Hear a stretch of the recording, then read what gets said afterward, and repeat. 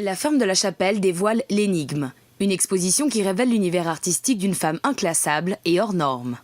C'est une exposition qu'on dédie à Linda Neff, qui est une artiste de l'art brut, plus exactement de ce qu'on appelle la Neuve Invention, qui est une section particulière du musée de l'art brut à Lausanne, dont elle fait partie, ses œuvres sont collectionnées là-bas, qui est une personne âgée, elle aura bientôt 89 ans, une personne qui a commencé tard à travailler à 60 ans et qui travaille autour de sa vie.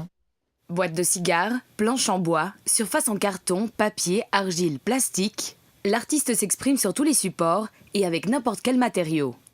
C'est un travail particulier dans le sens où elle va peindre ou sculpter ou modeler sur n'importe quel support. C'est-à-dire ça peut être la boîte en carton, ça peut être la latte de lit, ça peut être une boîte de cigares, ça peut être tout ce qu'elle récupère, une barquette de poulet mise au four, vraiment n'importe quel objet est bon à faire de l'art. Donc c'est un art qui prend plein de formes différentes. Donc c'est un art qui est tentaculaire.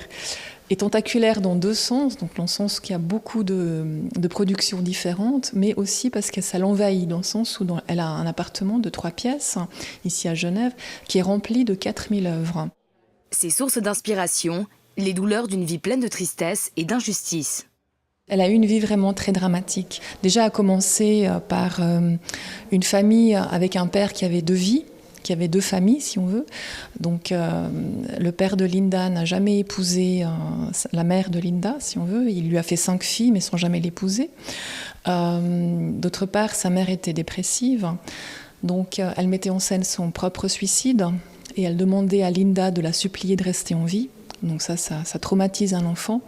Elle a été violée à l'âge de 13 ans.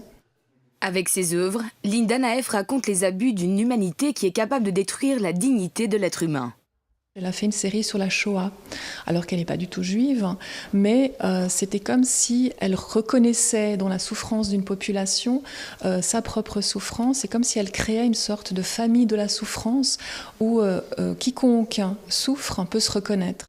À cause de son regard critique sur la politique d'aujourd'hui, Linda Naef est perçue comme une anarchiste par les médias.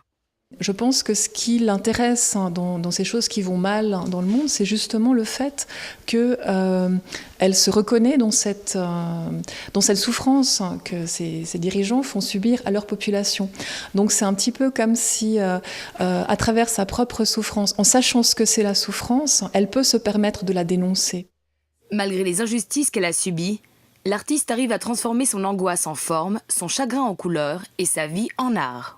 C'est comme si, à l'âge de 60 ans, toutes ces choses qu'elle avait vécues, qu'elle avait en elle, qu'elle n'arrivait pas à exprimer jusqu'alors, sont sorties d'un coup. Et c'est comme si elle avait ouvert une vanne, et maintenant que la vanne est ouverte, eh bien, c'est une espèce de flot ininterrompu. Cet esprit de revanche aboutit dans une explosion de couleurs qui marque toutes ses œuvres depuis presque 40 ans.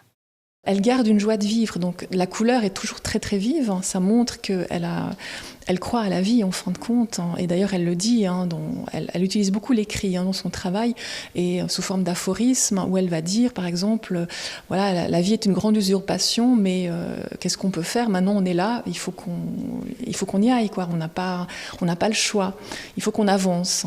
Et ça c'est quelque chose que les gens retiennent d'elle quand on la rencontre dans la rue. C'est quelqu'un qui est très attachante parce qu'elle communique cette générosité.